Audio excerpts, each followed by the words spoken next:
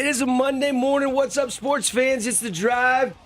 Coming at you from the Finley Hyundai Studios on a Monday. We love our Mondays, Paulie. Yeah, love Ratliff, Mondays. Ready to go. I'm Devin, Dixon. Thanks for locking us in, loading us up on the Fan Sports Network.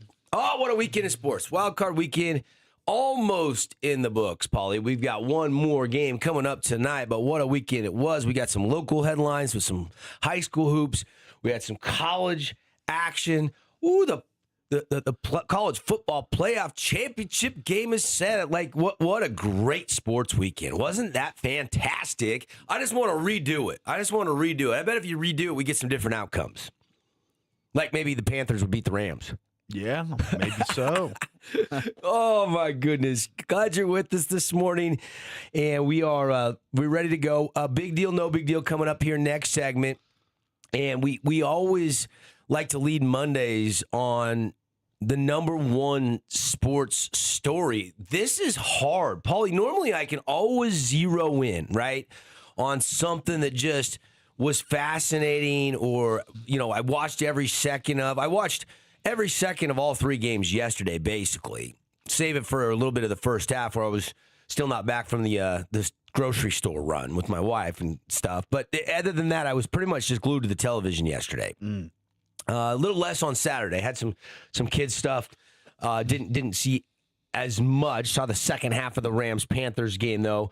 We are absolutely treated to some good NFL games. There was a lot of tight ones, a lot of close ones, a lot of fun ones. And I think that's probably what resonated with me is once you get to the postseason, it's survive and advance. Nothing matters except the win. And everybody really wanted it. Gosh, that game yesterday, Eagles-Niners, down to the wire. Rams-Panthers, down to the wire. Jags-Bills went down to the wire. I mean, just some tremendous games over the weekend. Lot of fun. The only game that really never felt close was Chargers-Patriots last night. Mm-hmm. And I feel for Justin Herbert. I know he took the blame last night as a leader and as a quarterback, but man, that offensive line is atrocious, and they finally cost the Chargers in the playoffs. And you knew it was a train wreck. You knew they had injuries, and they just couldn't overcome that. And it's tough because Herbert took a beating last night, didn't he, Paulie? Oh, he got beat up by the Pats defense. Yeah, he did. Oh, it was rough. Oh, rough. Man, there was Sirianni and A.J. Brown button heads a little bit. There was all the college football. We have a Corn Ferry Tour on the Bahamas going on. We've got all kinds of stuff today, Paulie. What was the number one storyline for you over the weekend? Wasn't Utah Tech, because that didn't go well. Yeah, I mean, BYU Utah could be into the consideration. Pretty good one at the Huntsman Center on a Saturday. Yeah, that was really good. Probably the story of the week last week, it was kind of the end of the last week, was Miami for me. Just the way that they're navigating their way through this entire college football playoff. They're kind of the story of the sport for me. I know Indiana is kind of stealing all the headlines with Signetti doing what he's doing, Indiana's first ever Big Ten title since 1945. Now they're on the cusp of a national championship. Their fans are coming in droves to Miami. I've heard that Indiana's going to bring a lot of people down there. And you would figure with Miami basically being in their backyard, they would pretty much have a huge advantage with the crowd. But I think when this monumentous event happens for a school like Indiana, who's always been deemed a basketball school, and Miami is a football school, always has been. They're going for their fifth national title.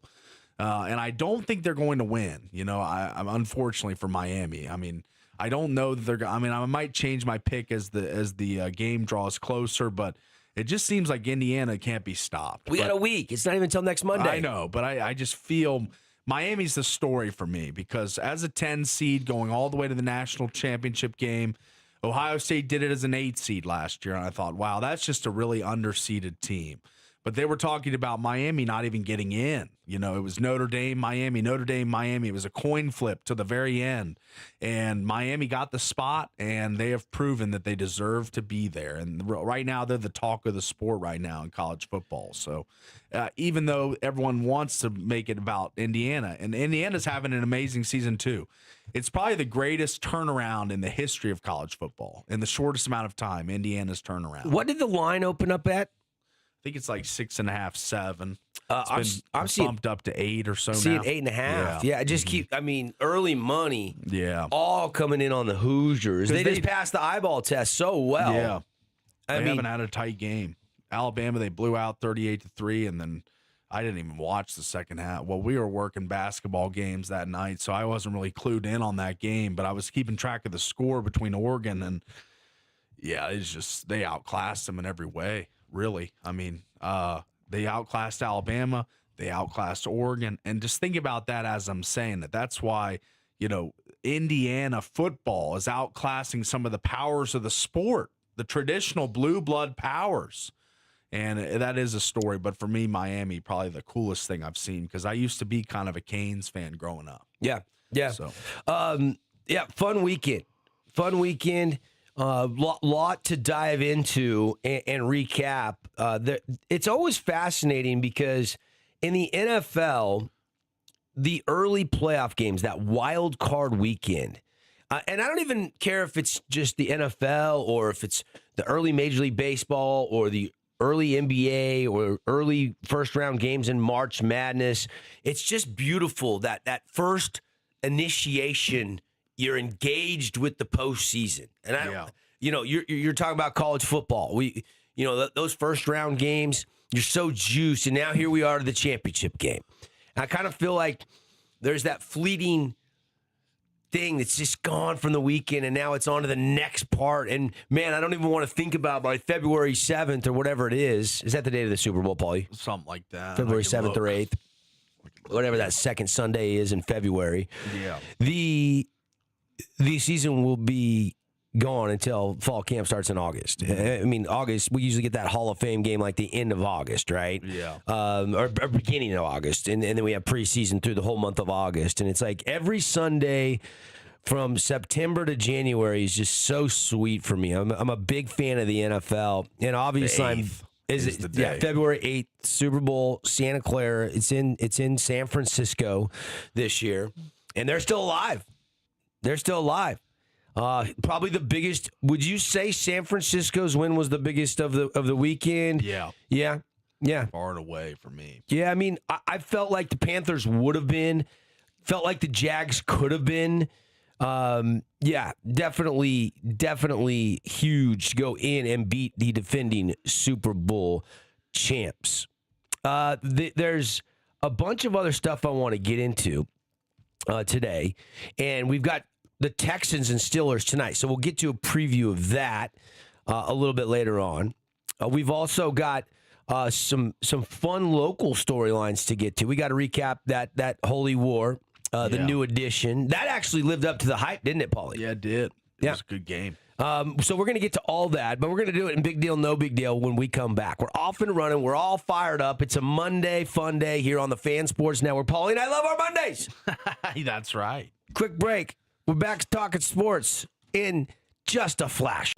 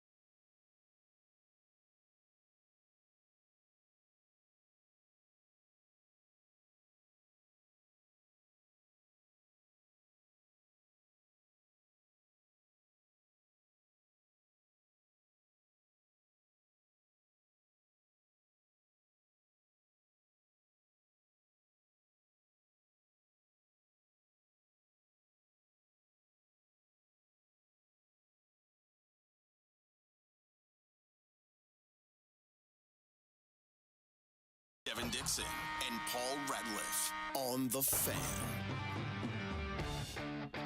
Rev it up, baby. What's going on? Southern Utah's #1 source for local sports. It is right here weekday mornings on the Fan Sports Network, Westwood One Radio. I don't know if people realize, Paulie, but right there between Christmas and New Year's, we switched it up a little bit. So you're probably noticing you're getting some different show hosts. Obviously, the one similar face is the Jim Rome Show, middays here on the Fan Sports Network. But he was on vacation for the holidays, so it kind of felt like a whole new lineup.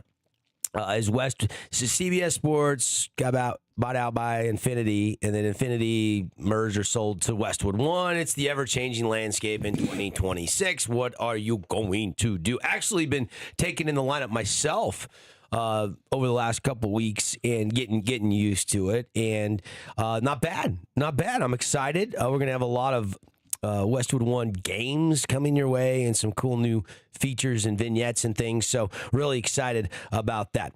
We're rocking and rolling. Show this morning brought to you by Coral Canyon Golf Course. Coral Canyon Golf Course has a $80 special this month. 18 holes with cart, with range balls, with lunch.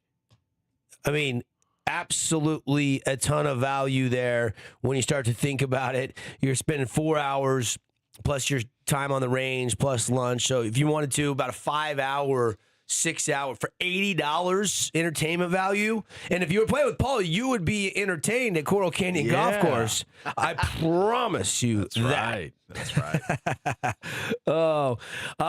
Every Monday, we try to kind of recap the weekend in one segment. It's nearly impossible to do, but we still try to do it. I don't know why we try to cram it all into one segment, but we do. I feel like there's a plethora of topics today that we could really dive into. So let's do it. Let's get going. Let's not waste any more time. The weekend's over. Shake off that hangover. How much have you had to drink, man? Oh, how much have I had to drink? What are you talking about, Willis? If you missed anything, we got you. What, is this some kind of joke? It's time for Big Deal. I'm kind of a big deal. No big deal. Nobody cares, Sean. Nobody cares. Right now. I don't know if nobody will care today with these sports stories that we got, Paulie. Yeah, we got a lot. All right, let's get right into it. All right, let's start in the high school ranks in the latest edition of the Deseret boys basketball rankings. So only one Region 9 team finds their way within the top 5, and that is the Pineview Panthers. Big deal, no big deal. Maybe the disrespect of Region 9. Ooh, you're baiting me here on a Monday morning. Yes, this is a big deal. What the heck are they looking at? There you go. The Northern Utah bias is starting to come out again. They haven't even seen a Region 9 game unless they happen to stumble into a gym around the holidays and catch a tournament or something like that. The path through Region 9, the gauntlet that is Region 9, really prepares you. Now, I'm not saying there's not a couple good teams in all those other regions. And I'm not saying the state championship isn't wide open, but I firmly believe, I have for a long time, and I don't see it changing anytime soon, you get through and you win Region 9 and you're a dang good basketball team on the boys side or the girls side. Now, you're obviously talking about on the boys side. Yeah.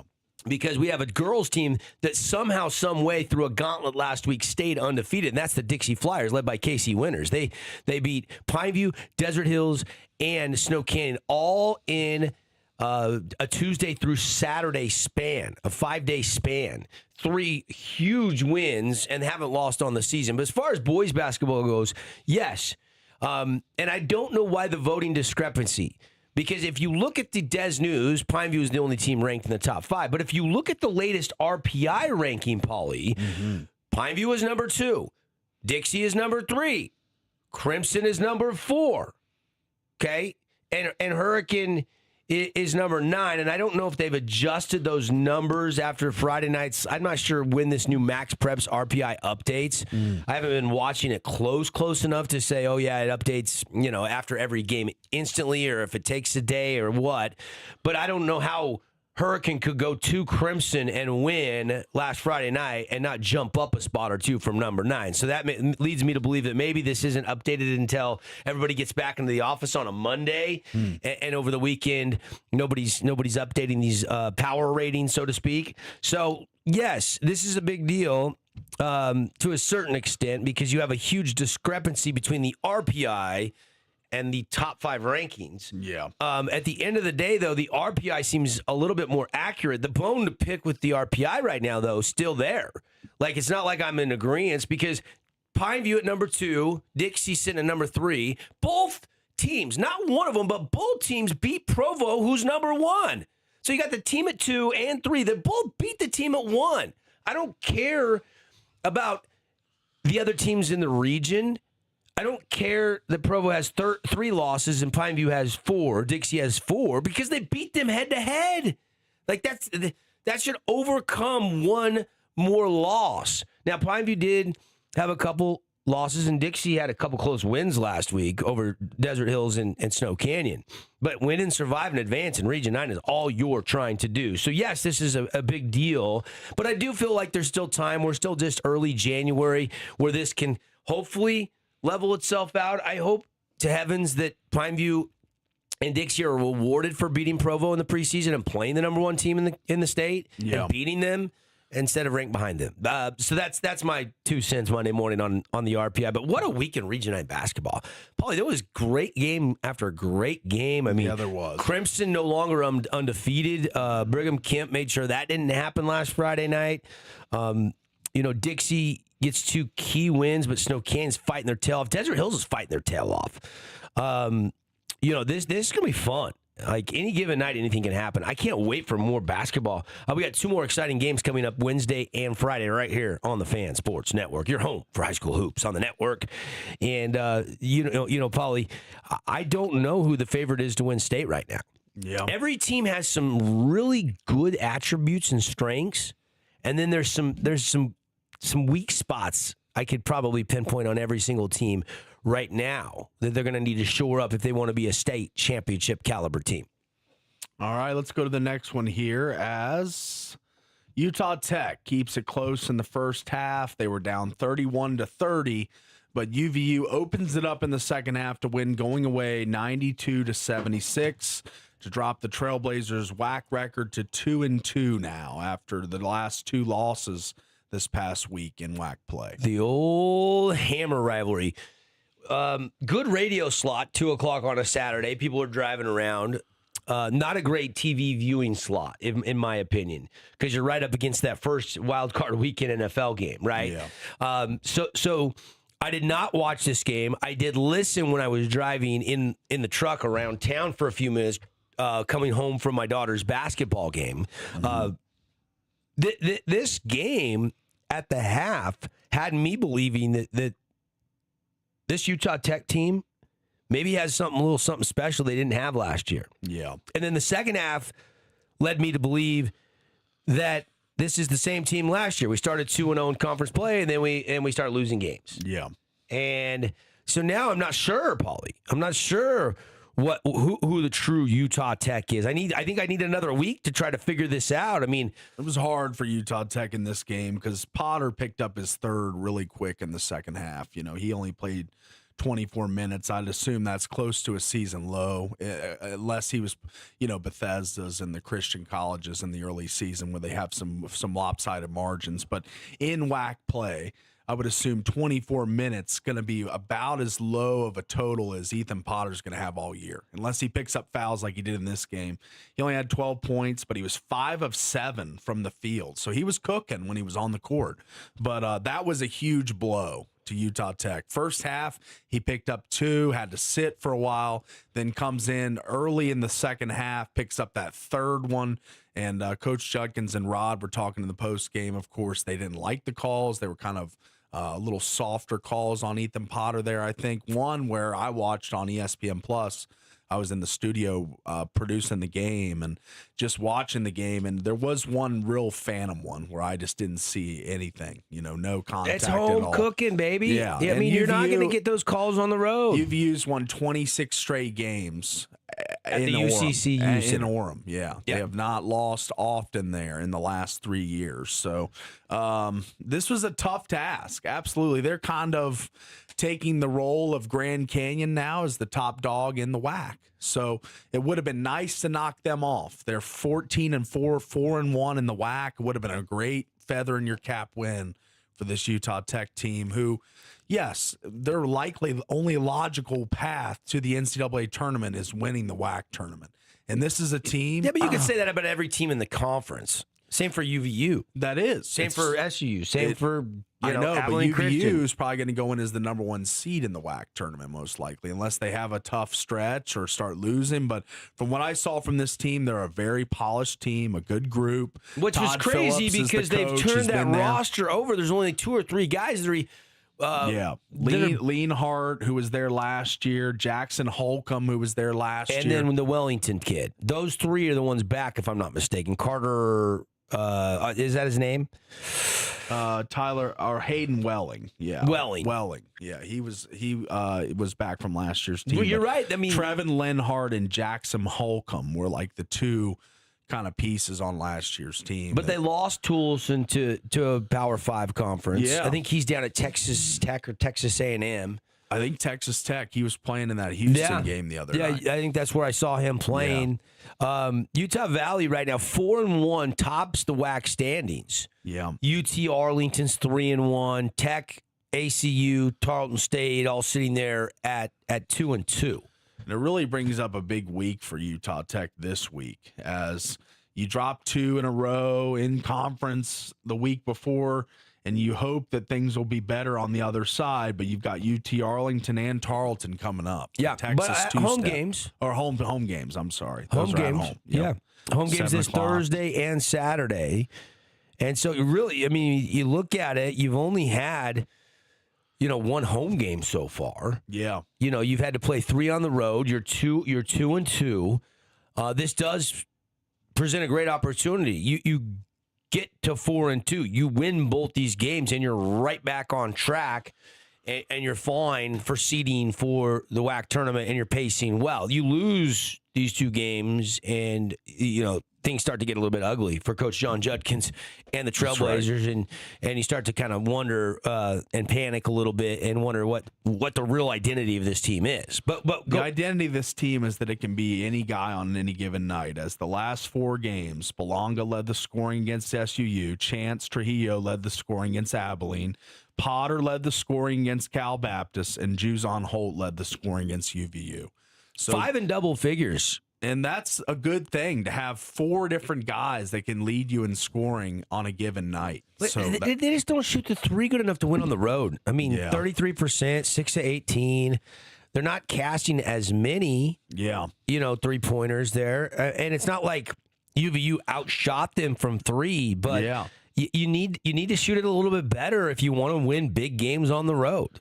I'd agree. I mean, 47% from the field, 33%. If you're the Houston Cougars defense, that's fine. Yeah. That's fine. But you're not. So you got to shoot the 3 a little bit better. That's been a kind of a Achilles heel for Juddy and the guys all season long. Is the team shooting below 30%? And I would say just before we transition to the next topic, wanted to give a shout out to Dario Domingos. How about his game last night or against UVU? 9 minutes, 11 points, 5 of 5 shooting, and 4 rebounds for him. 2 on the offensive end. Maybe he can be more of a piece going forward. He played a nice game against UVU. So I'm hoping he gets more minutes. Well, he only got minutes because Ethan Potter was in foul Potter trouble. was in trouble. That's the problem. This is not a deep bench. No. You have really Davis and Barrett off the bench. Boston Harker's been hurt. We haven't really seen anything from Dallin Grant or Reeby's. Or Toby Reeby's minutes have been way cut back from what he was getting prior. Dario Domingos is a well-traveled guy. He knows the conference, big, thick body. Obviously gives you some more size. And, I mean, he was ready. When his number was called on, he was ready. Juddy maybe can lean on him a little bit more. Maybe this will give him an increase in minutes because I don't think he was averaging more than like 5 or 6 minutes a game. Yeah, this is the longest stint of play I've seen him play all year. Yeah. 9 minutes.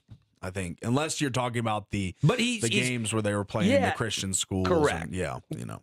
Yep, but I mean, In a WAC game, this is his most minutes all year. I'd guess. I'd assume. he's averaging going before the game. He was averaging, I don't know, probably less than 4 points a game. With that 11-point performance, probably took it up over 4 points a game. Yeah. So he's got a little bit of time here and there, but he's not been a rotation guy. That's right. I just wanted to shout him out because he made a difference and kept them in the game in the first half.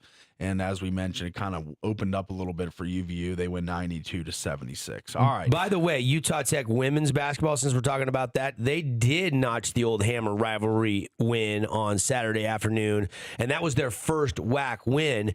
So they were able to beat Utah Valley's women 65-54. Good win for the Yeah. Trailblazers women's basketball program. Yeah, needed to get a conference win there, and they did.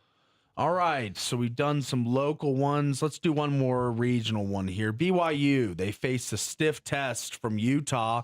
They win 89-84, where the spread was 14. AJ DeBanza called it the most hostile environment he's played in thus far in college. So, big deal, no big deal. The Cougars had a tight one up in Salt Lake City. No big deal. Okay. No big deal. It's a rivalry game. You and I were talking about this line before the game, and I was like, this is a rivalry game. That seems like too many points.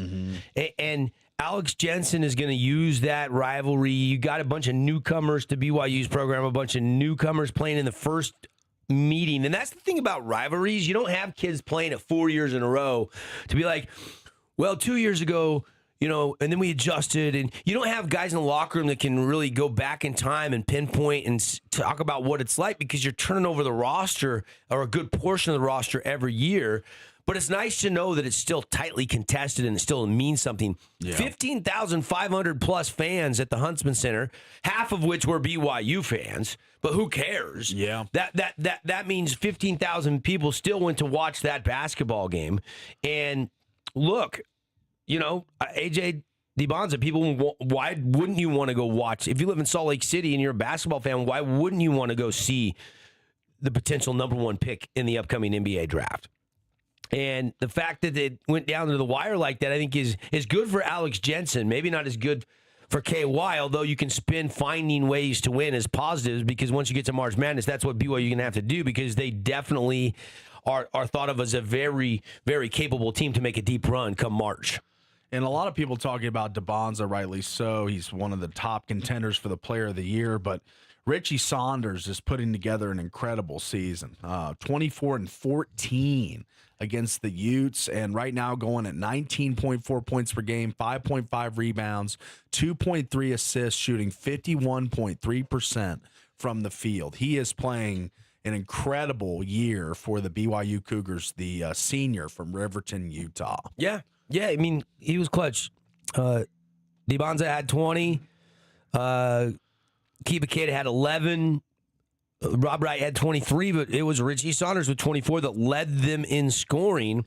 And 14 rebounds. That's monstrous. Yeah, that's a lot. On the glass. You're just eating glass. 6 of those were offensive rebounds, too. That's big time. That's recycles for the offense, extra possessions. So, yeah, that's a big win. In a rivalry game, like you said, not a huge quad one win or whatever it may be, but a rivalry win nonetheless for BYU as they beat Utah 89-84. All right, let's go to some national ones now. Caleb Williams, how about him? I know Ute fans don't love him. They showed that the Bears are legit, dethroned the Pack after a heroic comeback, winning 31-27. Unbelievable that Ben Johnson has got Chicago where he's got Chicago in such a short amount of time. Yeah. I mean, simply remarkable, Paulie. I was sky high on Ben Johnson. I didn't even, as much as I loved him, I didn't even know that he would be this good so quickly. Did you? I don't know. If you pegged the Bears doing this, the number 2 seed in the NFC, winning their first round game. If you had that on your bingo card, you're pretty savvy. You're pretty sharp because I did not. This was a team that I thought would be better, but it would take a couple of years, and they have climbed to the mountaintop so quickly. Now, I don't think they're going to win a Super Bowl. Yeah. But I think mission already accomplished for Ben Johnson. The foundation is set now. Yeah. The only concern, and the reason I say I don't think they can win a Super Bowl, I just don't think their defense is good enough. I just don't. I don't think that. I think you can outscore some teams, and you can get comebacks like you did against Green Bay, division rival. You never give up. You fight to the end, and obviously Herculean effort there to come back and win the game. What was it, 21-3 at one point? And it looked like really it looked like Chicago was in a world of hurt. Yeah, they did, and What about this? Your guy, Ben Johnson, he's been talked about as this great offensive mind. He beats the Packers. And then, these teams, they come in with their cameras for the post-game interaction and all that. So Ben Johnson's making a lot of headlines here with his comments because he knew he was on camera. He knew he was going to be broadcasted all of Twitter in the world, Instagram, TikTok, whatever they put these reels on. And he says out loud, F the Packers, over and over again. A lot of people going to rip Ben Johnson. Dick Vitale, he's a basketball guy. Total classless attitude and winning by Ben Johnson, coach of the Bears, and a fab comeback to beat the Packers. Main theme should have been the gutty comeback, not the childish F the Packers comments. Yeah, not a great look. No, but we want our sports stars and our coaches to give you real emotion. I don't think it was being real. I think he knew he was on camera and he wanted to say it. I think so. Because why else would you say it? I mean, it meant something to him. Okay. I mean, this is a division rival. You had to play for the third I time in the last 5 weeks. I'm not denigrating the win. You're sick it's a of big prepping win. against an opponent. You're born to hate each other. I know. But do you think many other coaches do this move? I just think cameras have changed things. I think it's been going for years. Don't sugarcoat it. Okay. Don't pretend like coaches don't say, screw those guys. I know they do. Now we want our coaches to be, sit in the church pew. Look at you defending him. You did really good. You love this guy. You did really good. We're supposed to just say, we love those guys. We got a ton of respect for them. Give me real. All right. And if it's classless. If real is classless, then at least I got real. All right. I wish I could have real with class. Yeah. It's a rare combo with Ben Johnson, maybe. Young first-year head coach. Yeah, he's fired up. I get it. He's fired up. And they caught him in a hot mic, but I wonder if he knew he was mic'd up and he's just saying that to fire. Because the Bears fans love him. Rodgers owned the Bears. He used to do the belt thing every time, and he said, I own Chicago. So now Caleb and these guys are coming out with the cheese grater hats and all that stuff. So the rivalry is back. It's back in full force between the Bears and the Packers. Look, I just thought it was kind of controversial. I mean, I just think people, it was easy for you to rip Ben Johnson. Not very many people will defend him. And you mentioned Dick Vitale. Yeah, there's some others. The cameras were on. The mic was hot. He's rallying the team in the locker room. It's a 31-27 comeback victory. Yeah. And dude, but this is. And did you see his handshake with LaFleur? I mean, he was just Bush League, I mean, it was just. I'm looking at the video right now. I mean, this is hilarious. Have you seen this? I wish we had Tara to pipe in the video, but I mean, it's hilarious that the way that he did the end of the game handshake and then does the F the Packers thing in the Well, if you want the video, you got to let me know. I'll get the video. You don't have to throw me under the bus. Sorry, buddy. I didn't mean to throw you under the You want to come push the buttons yourself? No, I don't like that job. I'm scared over there. Look, everybody has an opinion. Yeah.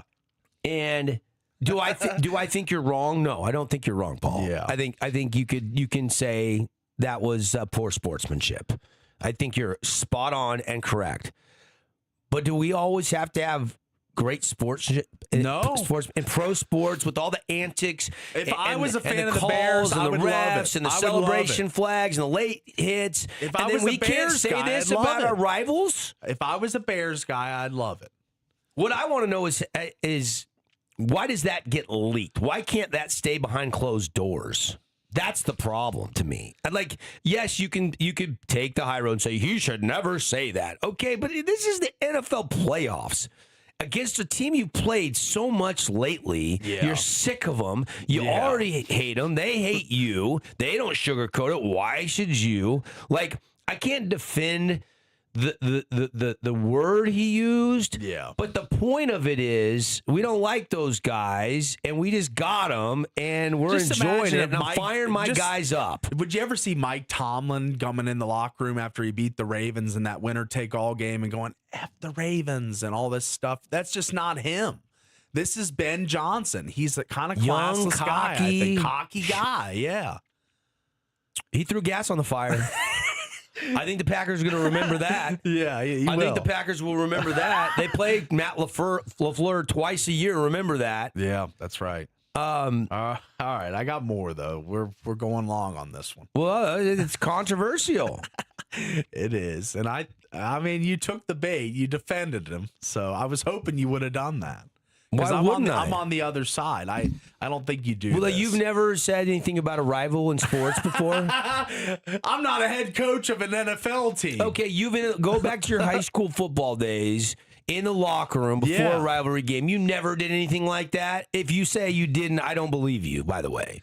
I mean, I think high school hijinks and stuff that goes on when you're in high school is a little different than when you're a multi-million-dollar head coach for an NFL team. Yeah, I'm just saying, locker room talk is locker room talk. It shouldn't be publicized. When do we have to start putting these cameras in the locker room? Yeah, I don't for like that every bit. pep talk. Yeah. every coach game But the ball they fans hand love out. it. The fans love the insight into the locker room and seeing the game ball going out to whoever it goes to. And the fans love all the access and the content they can get.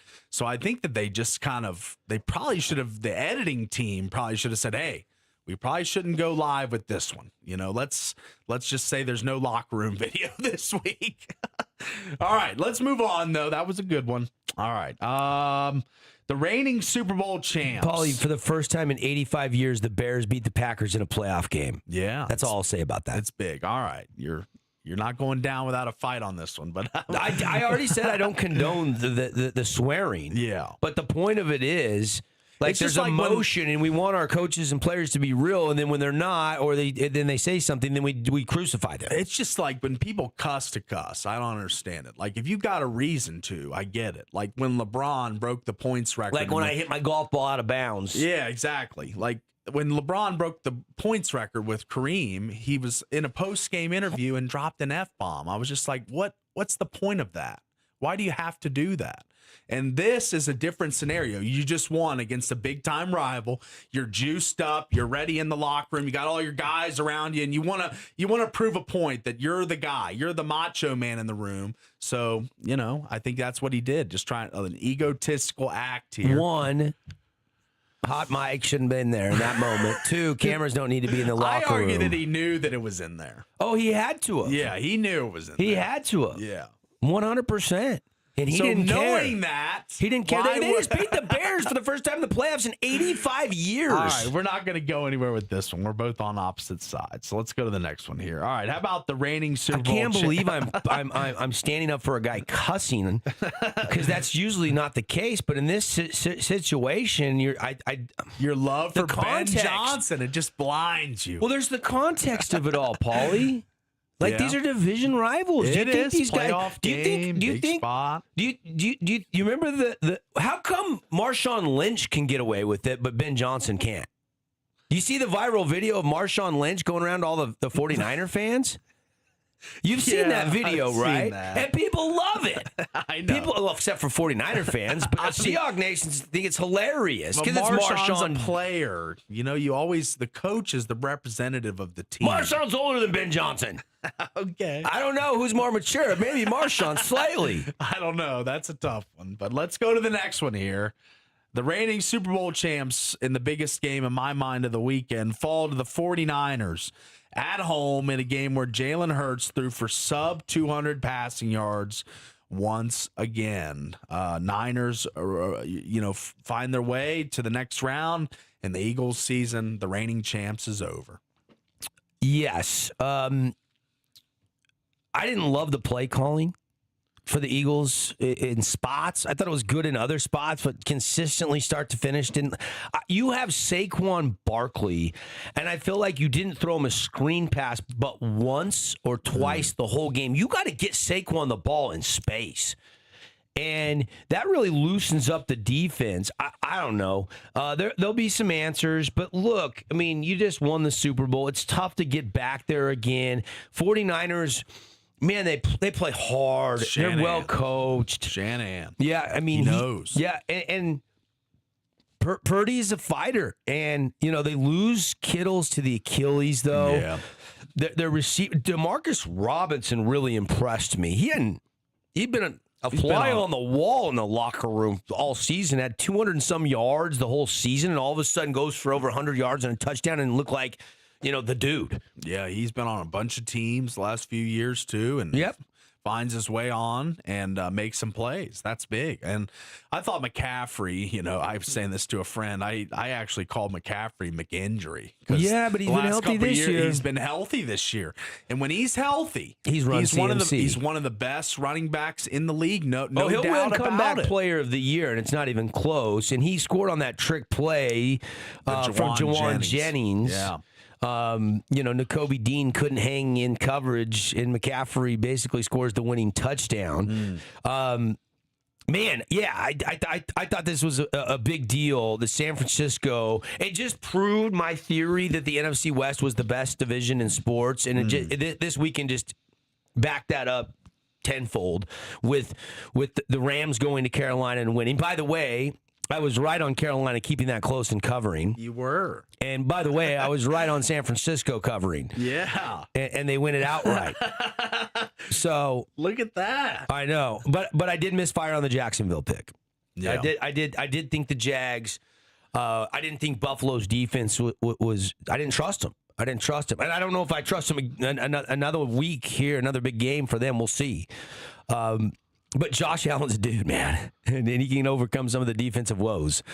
And it wasn't a bad defensive effort against Liam Cohen. Did you hear the reporter, by the way, in the post game, just complimenting Liam Cohen for 30 seconds? Didn't even have a question, just you keep your head up, young man. You just keep doing what you're doing. You're doing a great job. They were skewering that lady earlier on when I got in this morning on Westwood 1. Yeah. Just saying that one guy that had a show, I don't know what his name was. He was like, I'm a credentialed member of the media. When I see things like that, it makes me sick. And I'm just like, they just lost, and she's just giving him a compliment. I mean, it's probably not professional media decorum, but at the same time, I'm sure Liam appreciated it. Yeah. I think he appreciated it. Yeah, I mean, Tough loss at home. I mean, she kind of repeated herself. She could have done it once instead of repeating it 4 different ways, and it would have been a little less noticeable, and it wouldn't have been as big of a headline. Yeah, that's right. Yeah. What was the question? It was just about the Eagles. Blow it up. Blow it up. I don't know. The Sirianni and Brown thing, I mean, competitors in the heat of the moment. Brown dropped a lot of balls. Hurts. Saquon, they should have won that game. Yeah. They should have won that game. Glad they didn't. I feel like the Eagles just thought on paper and sheer talent, our stars are good enough, better than yours, and we can get it done. And they were at home, too. That didn't happen. Howie Roseman's built a really good roster, but you still got to go get it done. Yeah. I don't. He hit on that midseason edition of Jalen Phillips from Miami. I thought that was huge, and they still lose in the first round. So, should the Eagles fire Sirianni? No. I mean, what he's done in 5 years is unprecedented in modern football. He deserves credit, especially how things went great in 2022 and 2024. Obviously, you're going to take some blame for disappointing Indians in 23 and 25. And you want to bring a Harbaugh back over Sirianni, go ahead, if that's really what you want to do. But I don't think Howie and the Eagles ownership is going to do anything. Jeffrey, they have to be happy with Sirianni overall. Yeah. And he just won a Super Bowl 2 years ago. So, Eagles will be fine. They'll bounce back. But Hurts against the blitz was not good, Paulie. And Jalen was, I don't know, 6 of 13 against the blitz or something. I'm not looking at the stats right now, but he was just okay against the blitz. He was fine, but not great. Yeah. 168 yards on 35 passes. That's not good. Yeah, I mean, I picked the Niners, so I don't know what you want me to do with this one. This is really not a big deal. Okay. Not a big deal. Yeah, I picked the Eagles. So Yeah, you it's were a more high on the Eagles, bigger deal too. for me. Really high on the Eagles. I was high on the Eagles. Yeah. All right, that's big deal, no big deal. We got to get to a break, and we're back in a flash. It's The Drive. Stay with us.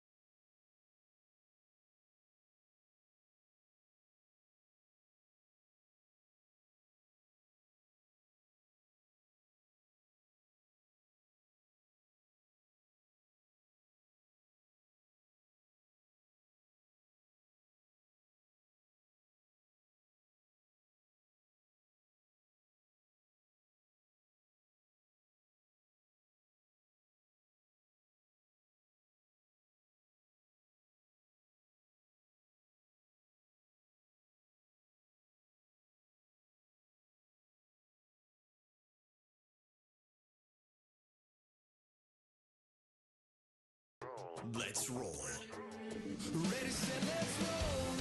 Yeah, thanks for rolling right along with us here on the Fan Sports Network. Devin Dixon and the one and only Paul Ratliff. What's I'm up, Paul? here. How we doing, buddy? You're starting a new journey. I'm doing this thing. And I'm fired up for you. Like, let's go, baby. New Year's resolution time. Paul is teamed up with Soda Weight Loss. Tell everybody what's going on, Paulie. Yeah, absolutely. For me, you've known me close to 10 years at this point, and my weight's been different almost every year. Up, down, higher, lower. It just depends on the month, realistically. I was under 300 pounds just this year. Now I'm back over 300 pounds, wanting to lose weight in the new year, and nobody better to partner with than Soda. That's Soda, state of the art. You can call them at 866-800-SODA if you'd like to join today. And for me, it's a hungry man's diet. You can eat on this diet. You can eat food. You can eat steak. You can eat fish. You can eat chicken. You can eat things you like to eat. As a big guy, as a hungry guy, I like this diet. I think it's going to work for me, and it'll work for you too. So let's all jump on the Soda bandwagon right now and get started in this new year. Don't wait any longer. There's no reason to wait. There's no reason to delay. It's time to jump in now if you want to lose weight and you want to get it off and keep it off, because you can speak with a nutritionist on a weekly basis. They make your shopping list. They tell you what to buy, what to eat. So it's pretty much simple. If you just follow the program, it's state of the art. It's Soda, and it's what I'm rolling with this year. And I've lost 4 pounds in the first week, so it's going well so far, buddy. Yeah, you've already been on the program for a couple weeks now. Yeah. Today is the first day talking about the loss. That's good news. I did not know you'd already lost 4 pounds. That's a great start. It is a good start, and wanting to keep the ball rolling. All that's mandatory is 30 minutes of walking each day. I'm doing a little more exercise on the physical front, but all you need to complete the program, if you're someone who's busy, doesn't have time, has kids, is always running around, really the only physical activity you have to carve out is 30 minutes of walking a day. So that makes it easy for the people that are busy. And for me, like the eating wise, it's a structured program. Breakfast, a snack in the middle of the day, lunch, another snack, dinner. And it really makes it easy for you to stay full all day. That's really been my beef with diets of the past is, yes, you eat your portion and then you feel good for about an hour, 2 hours. For me, a hungry person, maybe an hour and a half, and then you're hungry again. But this allows you to eat throughout the day to make sure that it's feasible for everybody, for people that have appetites like me that always are eating. This is something that can really help you lose weight in the new year. All right. Paulie will be tracking his success here with Soda Weight Loss. You can check him out, sodaweightloss.com, or you can give him a call, 866-800-SODA. We'll be updating this pretty much daily here on the show, and excited for you, buddy. That's right. Soda Weight Loss is, say it with me, state of the art. We got lots to get to here. Rounding out the next hour, but we're gonna have to wait till next hour because we're up against the clock here. We will get final break in here, and then we're back talking sports. We got a big second hour. Paulie, I feel like we haven't even went through all the wild card games. We really haven't even talked about the national championship yet. Yeah. We still have a Jazz, Knights, the Mammoth, like a bunch of the high school stuff, Utah Tech, SUU, BYU versus Utah. I feel like we touched on all that a little bit first hour, but we got a lot to get into here in hour number 2. It's The Drive. Don't touch that dial. Back in a flash.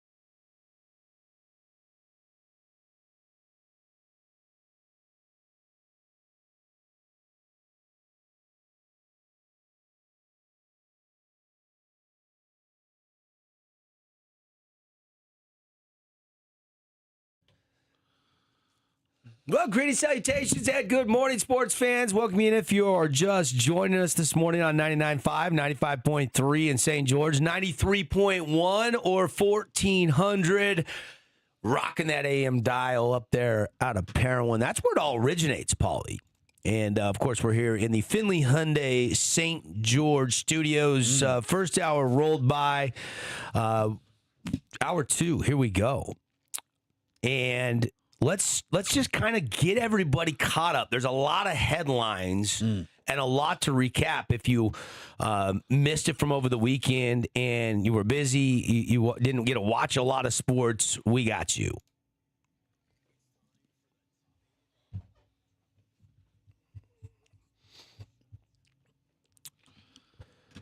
Well, the national championship is now set. We haven't talked about this, but Miami and Indiana, how about the Canes? How about the Hoosiers? Boy, oh boy, I don't know which team I was more impressed with. Probably slightly Indiana.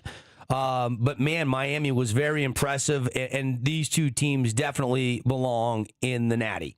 Yeah, both teams belong, and it's been a difficult road for Miami going through Kyle Field and Texas A&M to really a lot of people's national championship pick in Ohio State.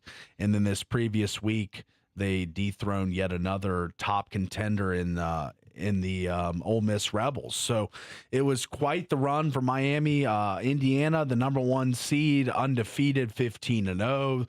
They've defeated Alabama and Oregon on their path to the national title. So it will be a fun game. I see the current spread now up to 8. 8 points favoring Indiana, over under 48.5. That game will be next Monday, a week from today, from Hard Rock Stadium Home in game, Miami Gardens, Florida. Yep, home game there. But it's the Hoosiers that they opened at 5.5 point favorites, and then it quickly just kept going up and up and up. And when I looked this morning, it was all the way up to 8.5 on some sites. So a lot of early money going in on Indiana and Kurt Signetti. Just look him up. All he does is win. That's right. That's right. A new Super Bowl champion will be crowned this season. 49ers upset the Eagles 23-19 in the wild card round out in Philly. San Fran will now visit Seattle. You know, this has my attention. Paul, if you were a Seahawks fan, would you rather face the Niners or the Rams? Because you were going to get one of them. If the Eagles won, you're playing the Rams. If the Niners won over the Eagles, you were playing the Niners. Yeah, I would rather play the Niners probably if I'm a Seahawks fan. I think that's probably the better matchup for them. Niners real banged up. They lose Kittle along with Bosa and all the guys that have been out. So Fred Warner, some key pieces. So I think that, you're facing a little bit of a wounded duck in the 49ers, so I think I would take them if I were the Seahawks. Shanahan was lobbying the NFL to play the game Sunday. It's going to be Saturday. They put the dates out of the game, so we're gonna have the Denver game on Saturday, and then the Seahawks-Niners game will also be on Saturday. They haven't. After tonight's game, they'll put the time slots out, so they haven't got the time slots out yet for the 4 games this weekend, but 2 on Saturday, 2 on Sunday. Bills, of course, they'll be playing this weekend. They came from behind to beat the Jags 27-24, and they advanced again in the playoffs, and they'll square off against the Broncos in Denver. Patriots are back in the divisional round for the first time since 2018. Been over 7 years. Yeah. They shut down the Chargers 16-13 last night in Foxborough. 16-3. Or 16-3. Thank you. 16-3, the final score in that one. Of course, the Rams taking care of business, but it was not easy, was it, Paulie? That Carolina blocked punt late. Dave Canales is on to something in Carolina. Dangerous 8-9 team at home. Yeah, I mean, if you're the Rams, you got to feel like you survived. How do you let that happen on special teams?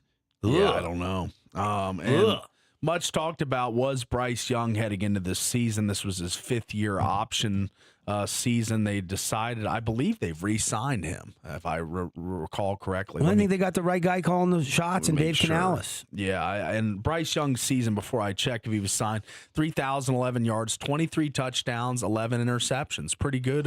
Step in the right direction. Pretty good stat line for the former number 1 overall pick. And Let's check on his. You go ahead. Let me check on the Bryce Young contract. Other news, Dallas Mavericks in the NBA dealing with a major injury blow.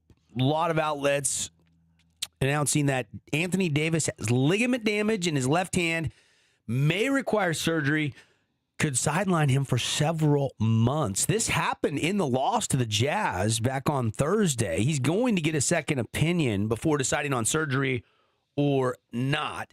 If he doesn't have surgery, he's still probably going to miss 5 or 6 weeks, they're saying, at this point in time. Yeah, he is on Bryce Young. They are projected to pick up the team option for 2027, widely reported by Adam Schefter and various outlets. It's expected to be $27 million for Bryce Young. And that probably wouldn't have been a commitment they'd be ready to do before this year, but now he's earned it. BYU basketball goes to the Huntsman Center, 89-84. That game on Saturday. Paulie, what did you watch this game at all? I did watch most of this game.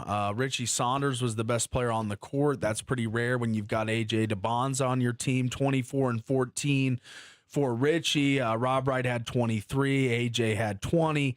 So it was real balanced scoring from the big three of the BYU Cougars, but it was probably a little tighter than they would have anticipated. Only a 5-point victory over really a hapless Utes basketball team. I mean, this is not going to be a good year for Alex Jensen and crew, but they played way above their weight class the other night and almost took down the BYU Cougars. And Alex Jensen, and I quote, BYU has done a great job. Kevin does a good job. It's hard to have those guys be together. They've done a great job as an institution, and BYU Athletic Director Brian Santiago giving the resources to the program. This is a great lesson for us to learn from. They play well together. Terrence Brown had 25. Don McHenry had 21. KY said, I've known Alex for a long time. We've coached against each other a long time in the G League. We sort of broke into the NBA around the same time when I was with the Suns and he was with the Jazz. We've had a ton of battles, so I'm very familiar with him. He's a good person, but you still want to beat him in a game like that. So both these guys were kind of complimentary to each other after the fact as BYU gets round one. AJ was complimentary of the Huntsman Center crowd as well. And quote, that was crazy. That was super hostile. That was really like a welcome to the Big 12 moment for me. That was his summation of the crowd at the Huntsman Center. They were rowdy and raucous, but just not quite enough to get the W for the Running Utes. Utah Tech basketball game you heard Saturday afternoon right here on the Fan Sports Network from up at the UCCU Center. Great first half. Game that probably was a lot closer than the final score indicated. Paulie, as UVU kind of ran away late in that second half to win 92-76. They win by 16. By the way, the spread was 13 for those of you wondering. So they did cover the spread. And the Blazers had, 5 in double figures and Tanner Davis had 8 as well. And it still wasn't enough to even cover the spread. Trevin Leonhardt had 26. Isaac Davis had 23. Coach Phillips has got another good team. They are probably the favorites right now. You have to believe to represent the WAC in the NCAA tournament. Of course, there's just one automatic bid given out to the conference tournament champion, so a lot of games to be played to determine that. Decent amount of as I turned it on for a few minutes, about 2,500 announced attendance at the UCCU Center, and a lot of if you were watching on Trailblazer Sports Vision, the post-game, pre-game, a nice contingent of Trailblazer faithful right there behind Rod on the Trailblazer Sports Vision pregame. I think they had close to, maybe 200 make the trip up there. A nice little contingent. So you need that on the road. You need that. That's right. But they do fall, like you said, 92-76. Biggest thing in this game was Ethan Potter picking up the quick fouls. Really kind of derailed the momentum of the game. And they really played well to keep it at 31-30 at halftime with Potter playing limited minutes, only 24 in the game. And elsewhere in the WAC, wanted to just touch on this. I was tracking this game for the halftime show and post-game show for Utah Tech, but SUU was out playing Cal Baptist on the road in Riverside and came so close. Oh, my goodness. To getting their first WAC win of the season. They dropped to 0-4, 4-13 overall, but they had a really good shot to win this one, but Cal Baptist escapes 58-55 in a lower scoring slugfest from Riverside. Yeah, and too bad. Jaden Farrow had 16. Took pace. That was a defensive scrum, 58-55, 22-24 at halftime. Farrow was the only T-Bird in double figures. Good crowd. More people watching this game in Riverside than at UVU. They had announced attendance of 34-38 for that game, but for Coach Jeter and the T-Birds still looking for win number 1. By the way, SUU women, WAC leading, lost for the first time in overtime to the Cal Baptist women. And Utah Tech, J.D. Gustin and the Utah Tech women at home beat UVU. So T-Birds a rare women's basketball loss and a nice win for J.D. Gustin and the Trailblazers women's team from over the weekend as well. High school hoops was jumping on a Friday night. I thought the games were incredible last night. I think the storylines locally in high school sports, one, Dixie girls basketball stays undefeated. Yeah. They won 50-40 Saturday night against Pineview. So they beat Snow Canyon. Then they beat Desert Hills in double overtime. Yeah. And then they beat Pineview by 10. And they stay undefeated. Boy, Casey Winters has got them rolling right along, the number 1 team in 4A. They're up to number 7 in the all classification rankings in the state. Just a tremendous season going right now for the Lady Flyers. Do you realize, Paulie, that the Dixie Flyers girls basketball team has only won 1 region championship in the last 40 years? Wow. I did not know that. I was not aware. They have not been good. And Casey Winters comes in, and look what he's turned this program into. Pretty exciting for Dixie Flyer fans, to say the very least. Got to be pretty pumped about that. Then high school basketball. How about Hurricane giving Friday night the Crimson Cliffs Mustangs their first loss of the season, Paulie? Thoughts on that? First region loss of the season. They were 3-0. Now everybody's fighting like crazy. And you and I, neither of us thought somebody was going to go winless. And you and I both thought nobody's going undefeated. There's just too much parity in Region 9. Yeah. So that was a big win for Hurricane, who had the week before, or when was that? 2 weeks ago, where they dropped 2 games in the week. But they've rebounded nicely. So that's a big win. Yep, big win there. That was a lot of fun over there at the field house last Friday night. We had the game. You were over at the hangar last Friday night, and for a while there, it looked like Dixie was going to get all they wanted from Desert Hills and more. Ended up pulling away there for a comfortable win, but it didn't come easy for the Flyers. They had to go to overtime to beat Snow Canyon last Wednesday, and then had to take a pretty good shot from Desert Hills on Friday. They did. Desert Hills played really well. Twyfe, Openshaw, Tyson Arthur, those 3 were kind of the big 3, and they were trying to everything they could to force extra turnovers, get more possessions against Dixie. But Dixie really took the air out of the ball once they got about an 8-9 point lead. They ended up winning, 62-51? Yeah, 62-51. Yeah, but it was winning by 11. But it was 33-31 at halftime. Yeah, going into the second game. half, it was anybody's contest to be had. It was. Just the field goal shooting for the Thunder was a little low in the second half opposed to the first half. They didn't really shoot nearly as well. But I thought that they played a really good game on the road, but just unable to get the W as Dixie wins. Crimson and Hurricane, the final score as BK won. Brigham Kemp had 23, 62-55 in that one. Also, Pineview last Friday night went up on the road, beat Cedar 71-56. So Cedar's still looking for their first Region 9 basketball win. And again, the latest RPI rankings has Provo number 1 in 4A boys basketball, Pineview 2, Dixie is at 3, Crimson 4, and they had Hurricane down there at 9. Now, I'm wondering when this will update, and if so, how much will shuffle by next Friday night when the games go final again this week. Every week, you feel like there's going to be some movement out there, and we'll keep a close tabs on this throughout the season because that's how you're getting seeded. And there is some changes. They've tweaked it and adapted the Max Preps ranking system. And I couldn't even tell you off the top of my head exactly what's different between the way the UHSAA RPI is and all the discrepancies now to what they have switched to. Maybe a topic for another segment later on the show to kind of break that down a little bit closer.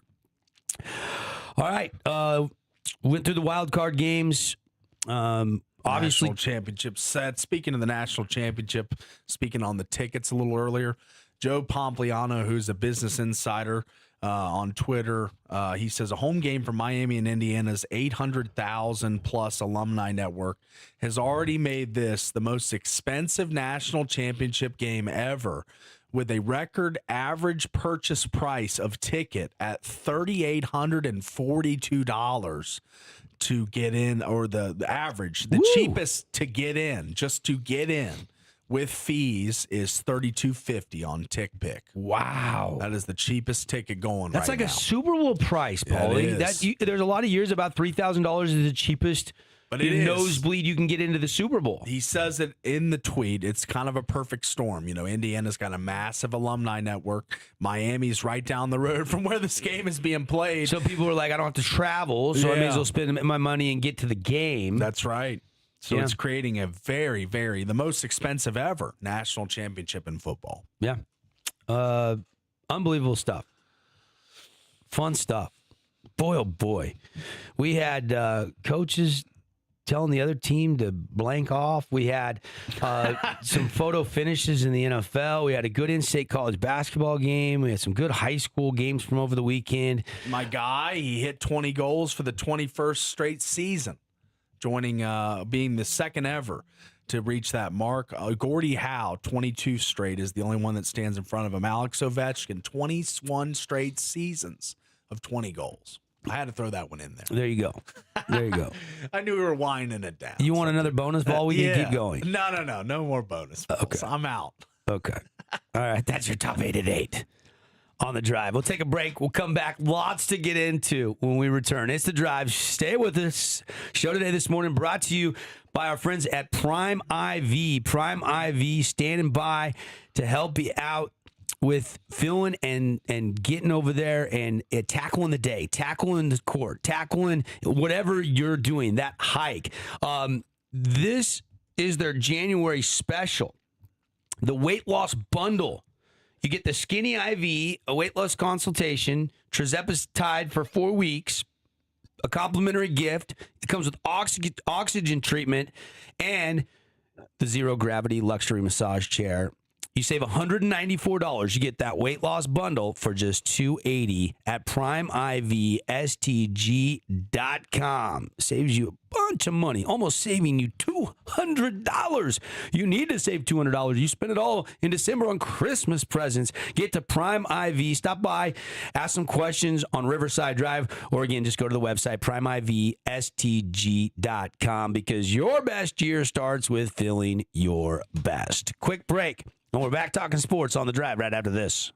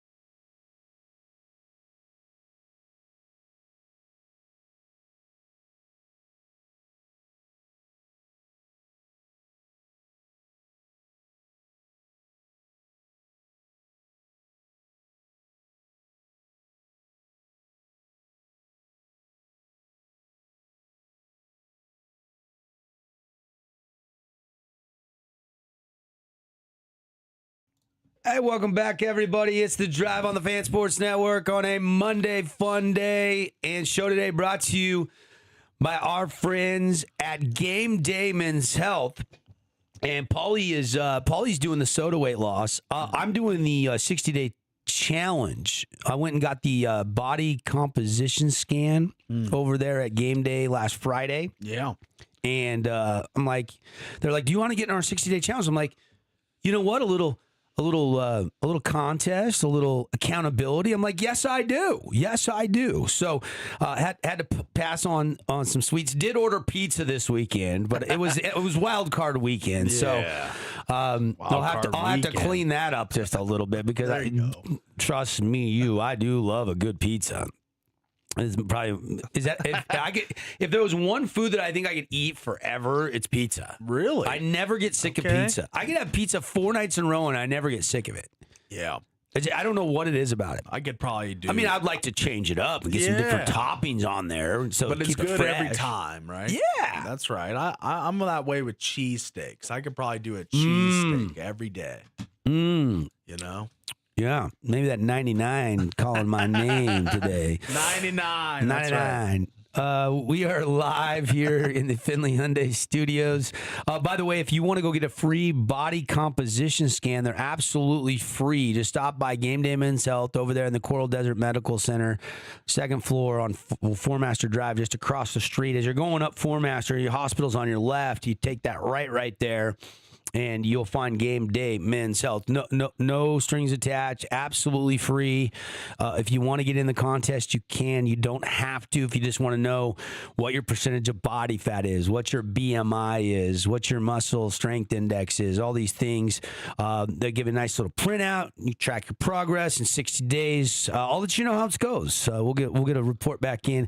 We're gonna be tracking Paulie with his soda weight loss as well. Man, it seems like that's going well. You already dropped 4 pounds last week. Yeah, 4 pounds down, feeling good, eating food that I like to eat, and that's the thing that soda allows you to do. Is most diets a little restrictive, not allowing you to eat food that's frankly good for you and tastes good too. So I've had great luck with it, really enjoying it, and it is state of the art. That's what soda stands for. So if you want to get in on it, jump in now, call 866-800-SODA or get signed up at sodaweightloss.com. That's SOTA weightloss.com. Good stuff. Man, you wanted to get in on a couple of things. One, I think the most controversial thing that you and I have talked about today was probably the Ben Johnson stuff with the Bears and the Packers. Yeah. People are eating Ben Johnson alive. Yeah, they are. And so, it's one of those situations where was it the right thing to do? No. Was it heat of the moment? Yes. You sent me the clip of the handshake. Yeah. And you look at the facial expressions on Ben Johnson's face. I'm gonna see if I can bring this in for our listeners. Let's see if I can get this. Yeah, it was quite the interesting handshake exchange for sure. LaFleur just going in like the pro's pro, just going in for the handshake, and Johnson's got a little hijinks for him, it looks like. Yeah. I don't know. Yeah. I don't know. For some reason, it's like cut the screen, but you can kind of see the facial expressions. Like, I don't know. I didn't get it cropped, but I don't make much of this. You don't handshake. make much. Okay. I mean, he's fired up.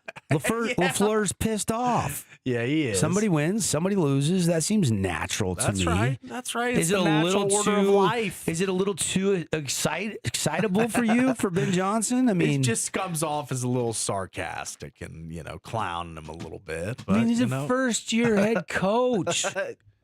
He's a first-year head coach. Yeah. Like, what's he supposed to do? I don't know. Have a little act class like he knows. when you win.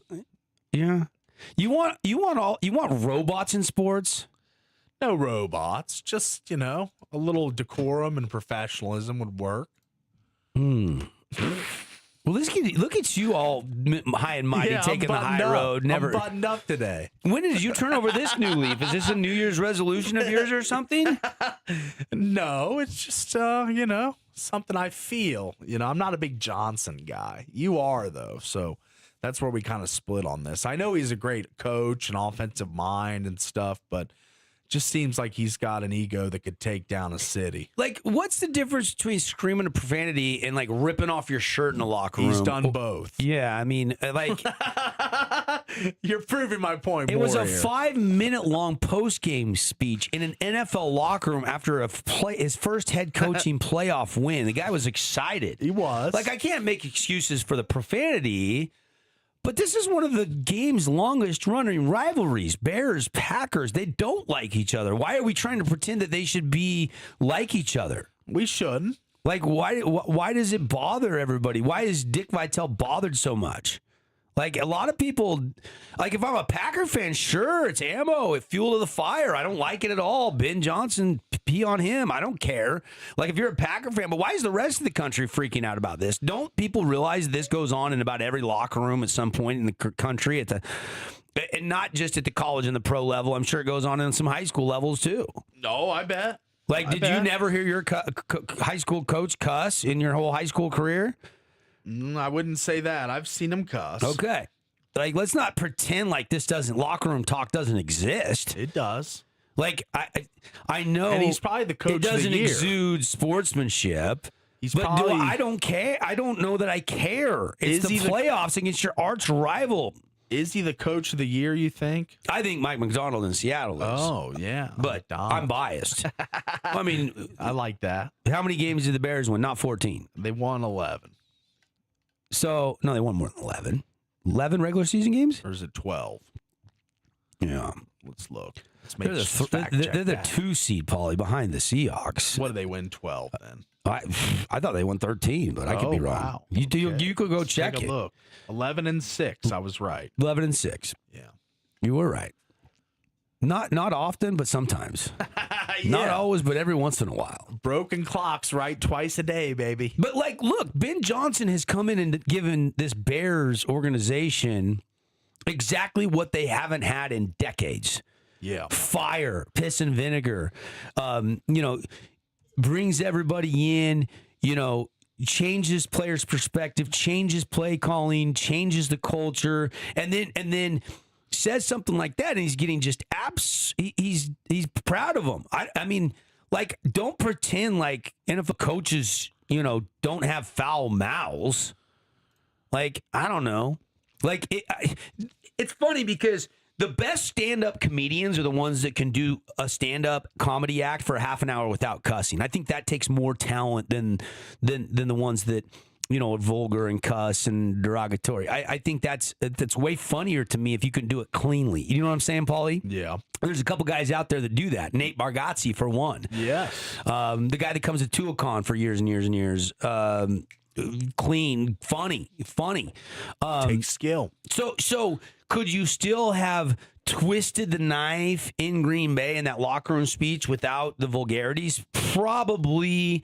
Okay. I have a hard time defending just the swear words. Yeah. But outside of that, like, why do we want to turn our coaches into robots and just like, well, on to the next game? We really played well. That was a lot of fun. I'm so stoked for the Bears. He's probably riding a little bit of a high, obviously. Yeah, it's a first-year head coach. Bears never won a postseason game after trailing by 8+ points in 37 postseason games. So this was a monumentous comeback and a big night for the Bears. But I just thought that, when you become a head coach, there's only 32 of these guys in the NFL, in the world. So you got to carry yourself with a different level of class, in my mind. You never see Andy Reid doing this, or Tomlin or Harbaugh, or I'm sure they do it when no cameras are running. And that's the thing. That's the thing. This was put out on the Bears social media account. This was, and it got picked up by every Twitter account in the world. But look, I mean, it feels like this has been a late season collapse for the Packers. Yeah. And there was talk of LaFleur being let go. I don't but now know. now I think they're working on a new deal now. But I don't think LaFleur can make McManus miss another field goal if he tried. yeah, I mean, he missed a PAT and 2 field goals. That's 7 points, okay, from your kicker. And Yeah. McManus is widely known as a decent, good kicker. above average kicker. Yeah. You lose by 4, and he cost you 7. Ouch. I mean, hurts. and look, I know the Bears found rhythm on offense, and they scored on 5 of 6 possessions in the second half, and they had a bunch of yards and a bunch of points. and the 4th down throw by Caleb, I think it was 4th and 8. If I recall correctly, I was one of the best throws I've ever seen. Yeah. It was.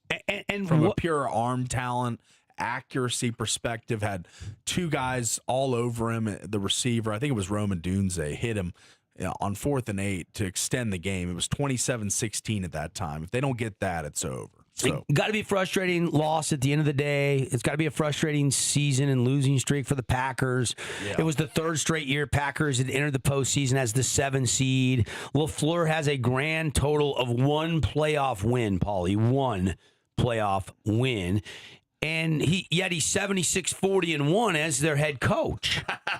yeah, that's true. He's got a good winning record. If Micah Parsons doesn't get hurt and plays this game, I don't think they lose this game. And Packer fans didn't think they would have lost this. They never would have thought in any realm that they would have lost. Like Lil Wayne, the rapper, he's one of the bigger Packer fans out there. He tweeted after the game, "We just lost a playoff game to can't say it, but with purple nails. We suck. Bear blank.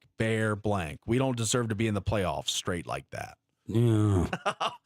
Yeah. So he was a little bit upset. Yeah, there's no moral victories for Green Bay here. No, there's not. Now, in the Carolina loss to the Rams, I think you can come up with some moral victories. I mean, Yeah. they're 8-19. They lost 34-31 to the Rams.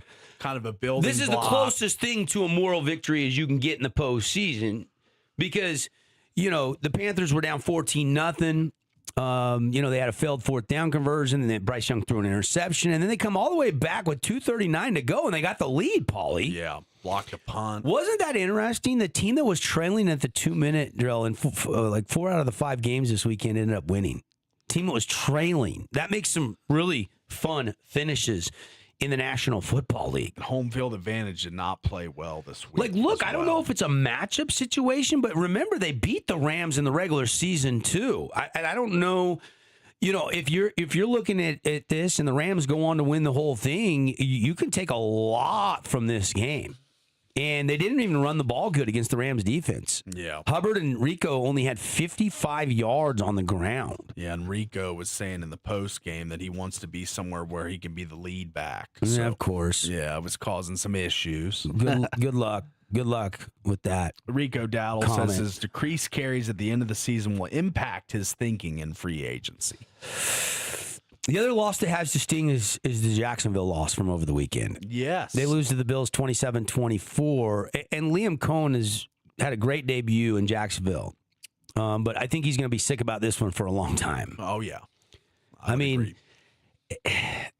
it's one thing to get away from the run when an offense doesn't have success or is facing a team that has a solid run defense, but neither of those things were true.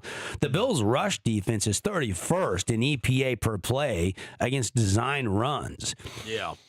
And you got ETN and you got Tootin, and they combined for 14 carries. They had 118 yards, Yeah. but only on 14 carries. Yeah.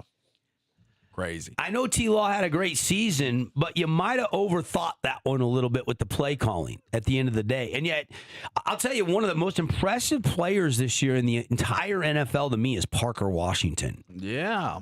Penn State receiver. He's pretty good. I still don't trust the Bills moving forward. Do you? No, not really. Yeah. Not really. I'm not a big believer. Like, because it was your first year head coach, I think there's optimism in Jacksonville. There's optimism in Carolina. I don't think you can say that about Green Bay. I don't think you can say that about Philadelphia or the Chargers and some of these other teams that lost in Wild Card Weekend. Yeah, I think the only team that lost that truly can feel okay heading into the offseason is maybe the Chargers, because their line was battered and bruised and down to third and fourth stringers. I mean, Justin Herbert got the snot kicked out of him last night. Yeah, again. and that's what I mean, is because the line is in disrepair. So of all the games, that was the only one where I said, okay, the Patriots are going to win and cover, because the Chargers are up against it right now with injuries. And same with the 49ers, but they were able to somehow, some way get a big win on the road. Yeah. I mean, that had to have been a frustrating loss for Eagle fans. Yeah. And Big Dom and Sirianni and all those guys. I mean, they had to go home crying. That throw by Hurts was not a bad throw. And, you know, I don't know, Jalen never really escaped the pocket and ran enough. I thought he could run more. And, you know, when Kittles went out, I thought, uh-oh. Yeah, it's the window opening, right? Yeah, I thought maybe that would kind of, you know, burst the Niners' bubble. They'd get a little down in the dumps. Eagles would put the throat down. Again, I didn't think the Eagles, I mean, it's not like they didn't get Saquon touches. I just didn't think they got him enough touches in the right situations. And I don't know what you can do if you're Sirianni about all the drops. 2 blatant drops by A.J. Brown. The one, him and Sirianni had words on the sideline about it. Heat of the moment kind of thing, which happens. So, yeah, Wild Card Weekend was certainly wild, to say the least. It was definitely wild. I liked it. I would quality. I would say best performance in a loss, Carolina, I would say, was the most impressive team that lost. To me, Jacksonville might have been second, but I think I had Jacksonville winning this game, so I was wrong. So that I can't go with them first because I thought they were going to win, and they didn't. So that's a little bit disappointing. Yeah. No surprise that the NFC West has Rams, Seahawks, and 49ers all still left in the same division. That's crazy, Paulie. That is. Well, we know one of them's going home because Niners, Seahawks. We will find out the matchups come into the game tonight. We've got that game tonight, and it should be a lot of fun. We know that the Bills and Broncos will play either 4:30 or 8 p.m. Eastern time on Saturday. And the other game will be San Francisco and Seattle on Saturday. Rams, Bears, and then either Texans or Steelers. The winner of tonight's game will play New England on Sunday at either 3 or 6:30. Those are the times Eastern time on Sunday. So you have to tune in post-game tonight to see. I am interested, Paulie, because I got to run to Mesa, Arizona this weekend. My daughter has a soccer tournament, and I'm hoping for the Saturday night game for the Seahawks because I think she plays a noon soccer game. That gives me plenty of time to, get done with the soccer game, not rush, find a good sports grill to watch the game down in Mesa or Gilbert or Chandler or wherever. Yeah, that's right. So, yeah. Good stuff. All right. Show today brought to you by our friends at Finley Hyundai. They got 0.99%, as low as 0.99 interest rates for up to 60 months. Tucson family, Santa Fe. Go check it out. The Palisade is red hot right now, as low as 3.99% APR. Finley Hyundai, new location off exit 13. We got to take a break. Back in a flash. Not done yet. It is The Drive on a Monday Fun Day.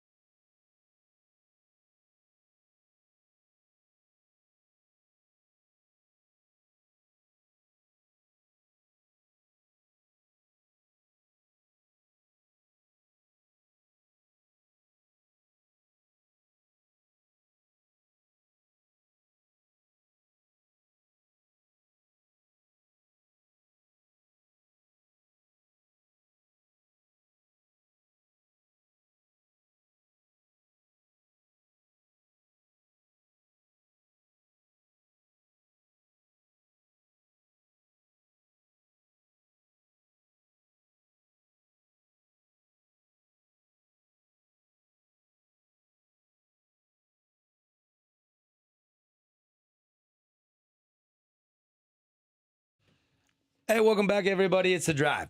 Did you miss us? Devin, Dixon. Monday. Paulie Ratliff I'm here. did his hair this morning. Yeah. Yeah. That's why I do buzz cuts. And there was one wild card weekend game left tonight, and that is the Steelers and the Texans. ESPN tonight, 6:15 kickoff. Good place to go watch it is Wingnuts. We won't be there hosting tonight, but who knows? Paulie and I might stop by just to hang with you all and enjoy the game. But we were there all season, so if you're in the habit of going to Wingnuts, why not go? You got one more Monday night game. We don't have a Monday night game next week. There are 2 on Saturday, 2 on Sunday. And we will have the time slots announced tonight. We know the Denver game will be Saturday. We know the Seahawks game will be Saturday. The other 2 will be on Sunday. We just don't know afternoon versus evening. One of those games is going to be, I would think Denver would be a little colder than Seattle. I would think Denver would be the afternoon game. Seattle, San Fran would be the Saturday night game. That's what I'm hoping for, at least. I hope so, too. We'll see. We'll get to Paulie's pick on tonight's game. Did want to mention Jazz Cavs tonight. Jazz on the road. It's a 5 o'clock tip-off, so bring them on out, them Utah Jazz. Are they winning too many games right now, Paulie? Maybe. In the Divanza sweepstakes. They are 13-25. Kings and Pellies have 9 wins, and the Pacers have 8 wins. So there's like 6 or 7 teams. If the ping pong balls bounced the way the odds would be, I think the Jazz would have the 6th or 7th pick right now, which is not going to get you Divanza, not going to get you Boozer, not going to get you Peterson, because those guys are going 1, 2, 3 in the upcoming NBA draft. Peterson in Kansas played West Virginia this weekend. Lost. I was watching that game, and the whole game. So I was watching Peterson pretty closely. You know, he was in not overtime, but in the final 2 minutes of the game, he was not even playing. Like they said he was dealing with cramps. They said he was dealing with leg tightness. Like, I think something's like up with him medically, because this has been 3 games in the Big 12 now where he's been on minute restrictions. Normally those minute restrictions are lifted after a couple games, but now we're into our 3rd Big 12 game, and he's still going out at key junctures of the game. So, yeah, like you said, Kansas fell to West Virginia, but Peterson was the story in that one. I think that anyone I was kind of split. I was like, this guy's a limitless scorer. He's a guy that can fill it up, score 40 on a given night in an NBA game. But the injury concerns and, could this be damaged goods? I mean, I don't know. I think AJ is the clear number 1 right now. I haven't changed my take on that at all this year. Yeah, I was debating it. 20 against the Utes. BYU beats them 89-84 Saturday night. But meanwhile, the Jazz on Saturday night. Did you see the final score Saturday night? I didn't watch that game. I was watching the NFL playoffs. I'm not going to lie to our listeners. I did not watch the Jazz game, and nor would I ever want to go back and rewatch that Jazz game. On Saturday night, the Charlotte Hornets beat the Utah Jazz 150-95. Yes, that score is correct.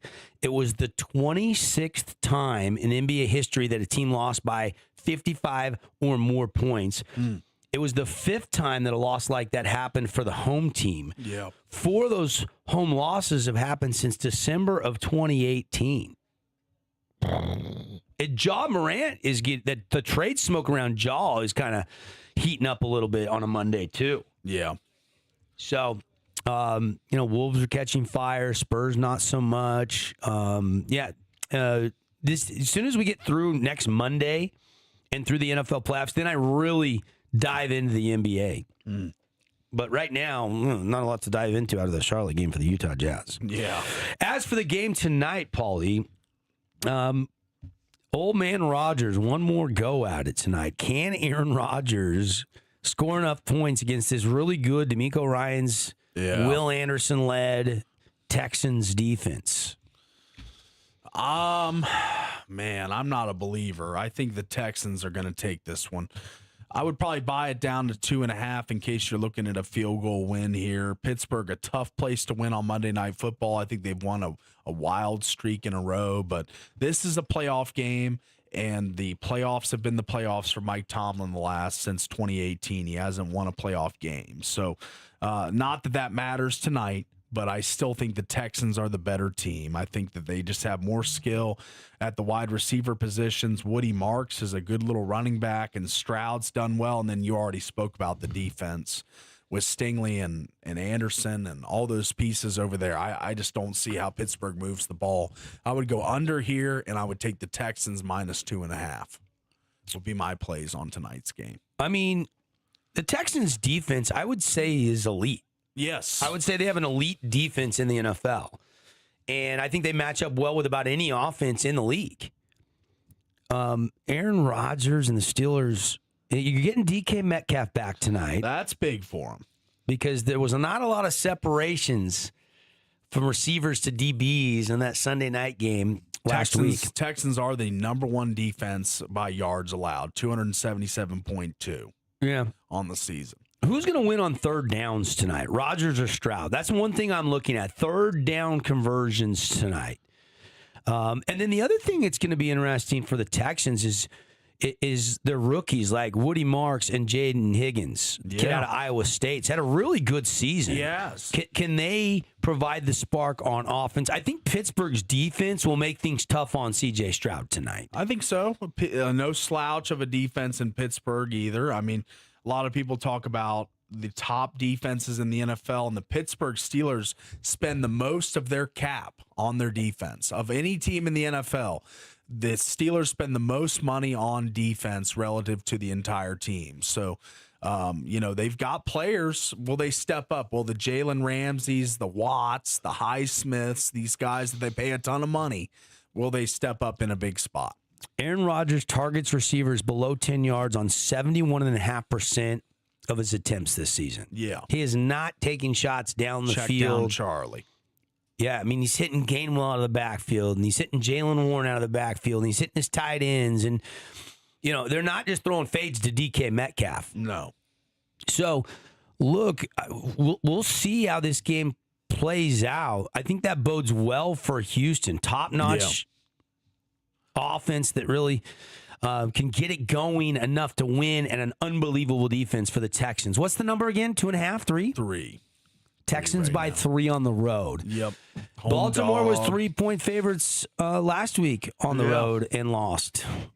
Home dog Steelers. They could be barking tonight, but I don't want to be on that side. I'm going to be on the Texans today.